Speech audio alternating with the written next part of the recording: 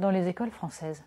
Qu'est-ce qui peut faire que nous sortions petit à petit, pas par miracle, pas immédiatement, du marasme dans lequel nous nous trouvons, avec des résultats absolument scandaleux et totalement injustes, avec des enfants de milieux défavorisés qui s'enfoncent, des enfants de milieux favorisés qui finalement ont un niveau fort médiocre par rapport aux instances, aux critères internationaux. Eh bien, parmi les facteurs, il en est un essentiel.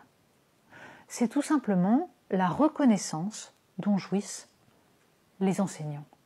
Or, bien sûr, la reconnaissance, et le mérite d'ailleurs, ne se mesurent pas au salaire.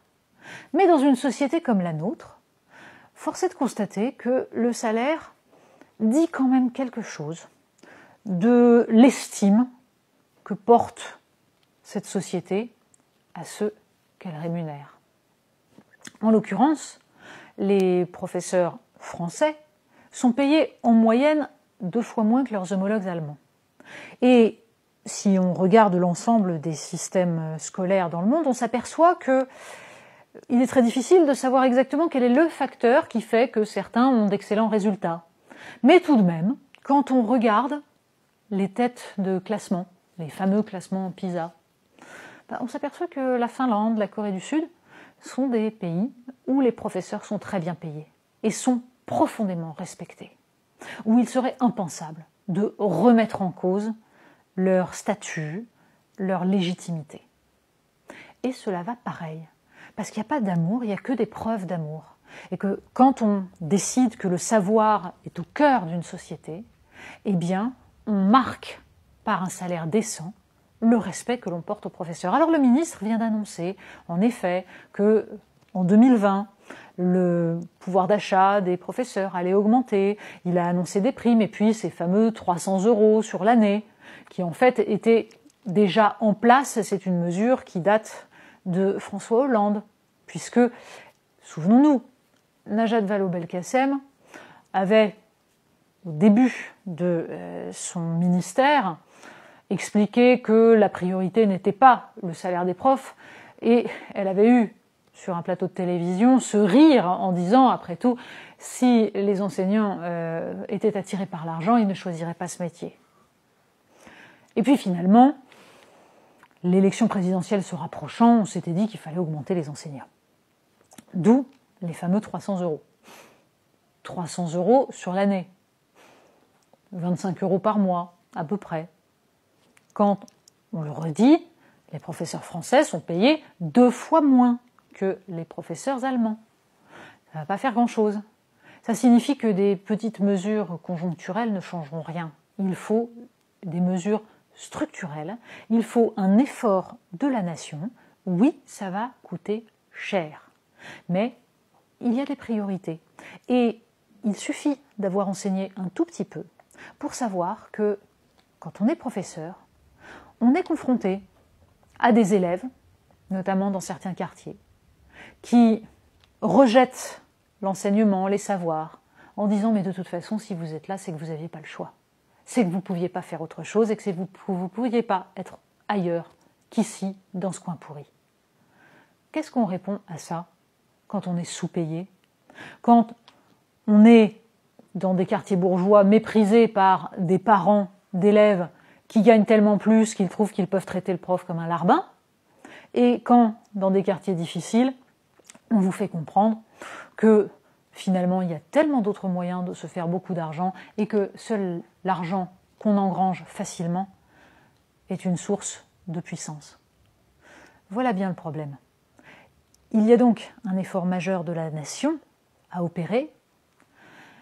Il y a une réflexion à mener sur le métier d'enseignant. Parce que le salaire microscopique des enseignants, comparé à leur supposé niveau d'études, doit aussi inciter à se demander pourquoi on a rallongé les études nécessaires pour être professeur. Pourquoi on pouvait, il y a 50 ans, prendre des jeunes gens sortant du baccalauréat, les mettre dans des écoles normales et former ainsi des instituteurs en 3 ans, Et pourquoi aujourd'hui, à Bac+5, ces jeunes instituteurs n'ont absolument pas eu la formation nécessaire, par exemple en mathématiques, pour ceux qui viennent d'une filière de lettres. Pourquoi ils n'ont pas le niveau en mathématiques pour enseigner à des CM1 ou des CM2, et même à des CP. Parce qu'il faut avoir un très bon niveau de mathématiques pour comprendre comment on aide des enfants à tout simplement entrer dans les nombres et le calcul. Le sujet est donc bien plus vaste que la simple rémunération. Pendant des années, des hommes ou femmes politiques, aspirant aux plus hautes fonctions, quand ils parlaient d'éducation, expliquaient qu'il fallait une contrepartie à l'augmentation de salaire des professeurs.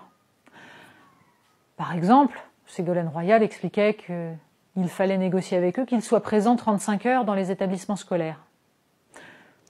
Ce à quoi les professeurs répondaient très bien « offrez-nous des bureaux ».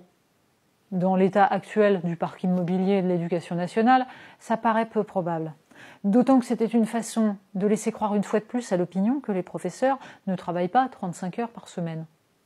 Ce qui est parfaitement faux. Simplement, le statut des enseignants en France, ce qui n'est pas le cas ailleurs, par exemple en Allemagne, est calculé sur leur temps devant les élèves.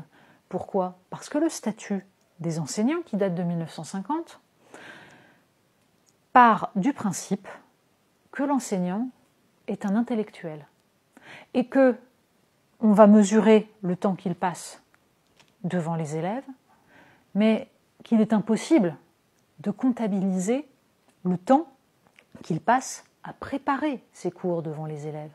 Et que bien entendu, on fait confiance à cet enseignant sur le fait que la préparation d'un cours prend beaucoup de temps.